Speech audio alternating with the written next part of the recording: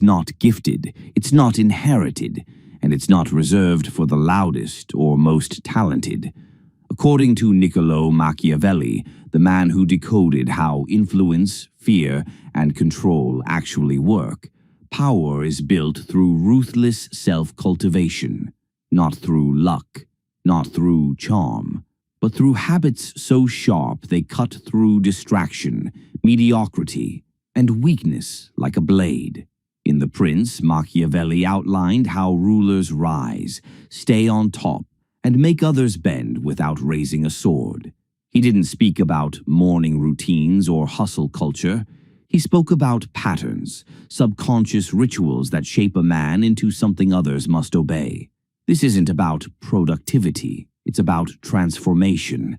So, if you want to stop living under the thumb of louder men, stop being ignored in rooms where you should be feared, and stop giving your energy to people who drain you, you start here, by installing the Machiavellian habits of the powerful. Habit 1. Control your face before you try to control the room. Powerful people know the face is the first battlefield. Machiavelli warned that unpredictability in emotion gives enemies leverage. If they can read your face, they can read your mind. And once they can read your mind, they can bend it. So the first habit is to master emotional neutrality. This means no fidgeting, no wide eyes, no quick expressions, no facial tics that ask if you've offended someone, and no explaining with your face what you won't say with your mouth. The room watches you more than it hears you. So when someone insults you, don't blink. When you receive praise, don't soften. When chaos breaks, don't show a crack. Every powerful person carries the same trait. Their face gives nothing away. And that silence becomes magnetic. People fear what they can't decode, and they obey what they fear. Habit 2. Think in terms of leverage, not effort. The average man asks, "How hard do I need to work to succeed?" The powerful man asks, "What lever must I pull to make 10 others work for me?" Machiavelli taught that rulers should never try to do everything themselves. Instead, they must identify pressure points, relationships, strategies, moments that cause a ripple effect of dominance. This habit turns you from a worker into an architect. Don't aim to be productive. Build systems that produce for you, don't chase validation. Create positioning that attracts it automatically. Don't argue to win. Frame the conversation so you never have to. Powerful people look for multipliers. They don't move mountains. They find the hinges that make mountains shift. So every day ask, what is the one action I can take that makes everything else either irrelevant or effortless? Do that, and only that. Habit 3. Say less. Look more. Control most. In The Prince, Machiavelli stressed that those who talk too much reveal too much. The man who is always speaking loses power in every word. Powerful people speak only when it matters, and even then what they say feels deliberate, measured, and hard to challenge. The habit is to cut your sentences in half. Remove qualifiers like I think, just, and kind of. Don't rush to fill silence. Use it. When you speak, make it land, not float.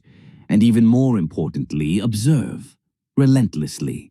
The person who speaks the least sees the most.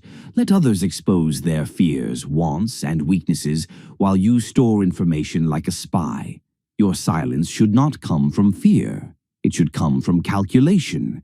In a world addicted to noise, the quiet man controls the tempo. Habit 4. Be feared for what you might do, not what you've already done. Machiavelli knew reputation is more powerful than action. Fear doesn't come from your resume.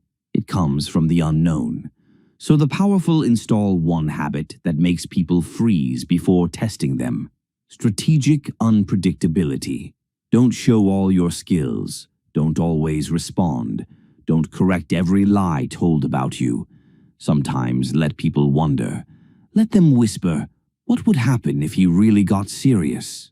What if she's holding back? I don't want to find out what he'd do if pushed. Fear is not created by rage, it's created by mystery. So cultivate it. Never be too obvious, never be too available, and never let people predict your moves. The unknown version of you is always more powerful than the visible one. Habit 5. Make yourself hard to reach and impossible to replace. Machiavelli advised that the prince should appear accessible, but never truly be so. Familiarity breeds contempt. The more people can touch you, see you, and drain you, the less they respect you. So the powerful build two shields, scarcity and irreplaceability. They are not available for every meeting. They don't reply immediately. They aren't found where everyone else gathers. They don't let people speak to them just because they want to. They also master one skill no one else can duplicate. They occupy a role so sharp that people depend on their presence. When you're both scarce and critical, you become untouchable. People stop testing you. They start protecting their connection to you. Habit 6. Keep allies close, but always maintain the upper hand. Powerful people do not walk alone, but unlike the weak, they don't build alliances based on emotion. Machiavelli made it clear, alliances are useful, not sacred. And the habit of the powerful is this: build connections that benefit you and stay ready to break them when they don't. This doesn't mean being fake. It means being detached enough to never get manipulated by friendship. Praise in public. Observe in silence. Cut in private. Give just enough so they think they're close, but not enough to actually touch your core. Always be the one with less emotional dependence. If your connection becomes a leash, you've already lost. The powerful man never leans too hard. He uses others, but only when he's still in control of the game. If the first part gave you the foundation of power, then this is where the transformation begins. Because once you've hardened your face, sharpened your words, and raised the cost of your presence, what's left is calibration. The ability to remain lethal without ever being chaotic, strategic without being stiff, dominant without ever needing to prove it. Machiavelli knew that real power isn't loud, it's layered. It doesn't shout for attention, it warps the entire environment around it. And these next habits are what separate the temporarily feared from the untouchably respected. Habit 7. Anticipate betrayal before loyalty is broken. Machiavelli warned that the prince should assume betrayal is inevitable, not because people are evil, but because circumstance makes them selfish. A friend today is a threat tomorrow. A loyal subject today is a rival when ambition grows. A business partner now may be a parasite later. So the powerful develop one quiet, deadly habit. They scan for signs before damage occurs. A subtle shift in tone, a delayed reply, a new alliance being formed without mention, a favor returned with excuses. They don't overreact, they log it, they prepare, they build alternatives. And when betrayal finally shows itself, they're already gone, already reinforced, or already ready to destroy. This doesn't make you paranoid. It makes you politically immortal, because the man who prepares for the knife before it's drawn never bleeds. Habit 8. React slowly, strike decisively. The weak react quickly and often. Their emotions boil fast. Their decisions are sloppy. Their presence is full of noise and friction. Machiavelli taught the opposite. Men must either be caressed or annihilated. The translation is to never strike in between, never strike impulsively, and never strike with doubt. The powerful train two mental patterns. They delay their reaction and then strike with finality. When insulted, they pause. When surprised, they go still. When accused, they let silence hang. Then one response, one consequence, one clean move. No drama, no debate, no repair.